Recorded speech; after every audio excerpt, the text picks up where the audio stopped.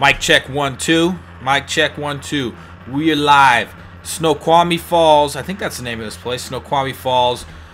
Here in Washington, we're having some pretty insane. We had a lot of snow and then a lot of rain. And so what happened was this falls near my house, kinda. It flooded. I guess not really. You can't really flood a falls. I guess a shitload of water basically came through it. And so we're like, they had images of it on the news and video on the news yesterday.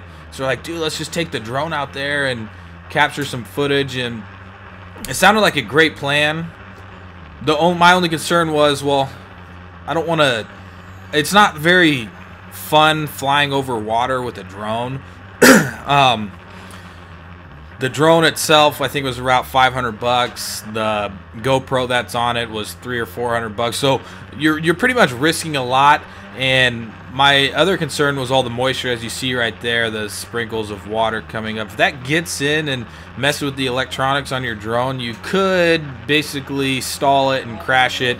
And if I lost it down there in the rocks or something, I could wait until the summer when the water's really low.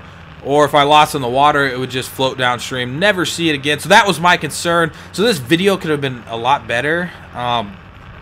But I didn't want to get too close for comfort. I have 3 drones, and I was using my like learner drone. If something did happen, it wouldn't be that hard of a hit. But it's still, I mean, it's flying $1,000 around is nerve-wracking. My cousin was kind of giving me some crap. And actually, we learned towards the end of this video that flying these drones, I mean, sometimes they can do things that you really didn't want them to do. And I'll explain it before it actually happens. It's coming up here in a couple minutes. But so the drone will flash the lights when the batteries are running a little bit low, voltage is getting a little low. And so I saw the lights flash, and so I was like, oh, I'll turn it into this. It's called attitude mode, where you have a lot more control over it.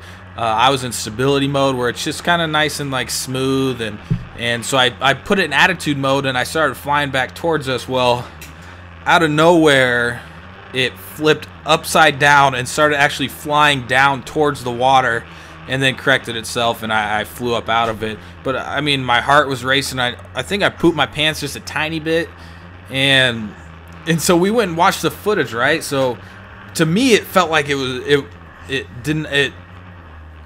lasted a lot longer than like 5 seconds, but it really only lasted for about half a second. We had to slow-mo it and make it at least kind of cool, but it flipped completely upside down. The camera was aimed upside down back at us, as you'll see in the slow-motion footage here coming up. And this is about when the battery started flashing at me, and I decided, well, let's not test our luck, because I have some other footage that's not in this video. That, I mean, that was my concern pretty much, was just losing the footage that we already got.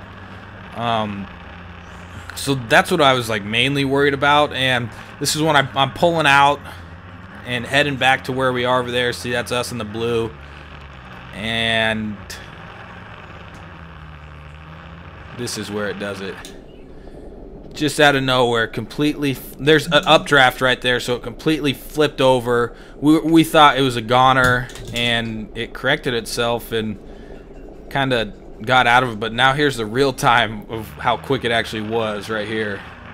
Just pretty much, it almost just like quick. But to me, since I was so concerned, it actually seemed like it was a lot longer than that. So let me know if you guys want some. I really want to get into more doing some cool areas. I don't have a gimbal, which makes the video look super smooth, and you won't see me tilting left or right. That's on its way.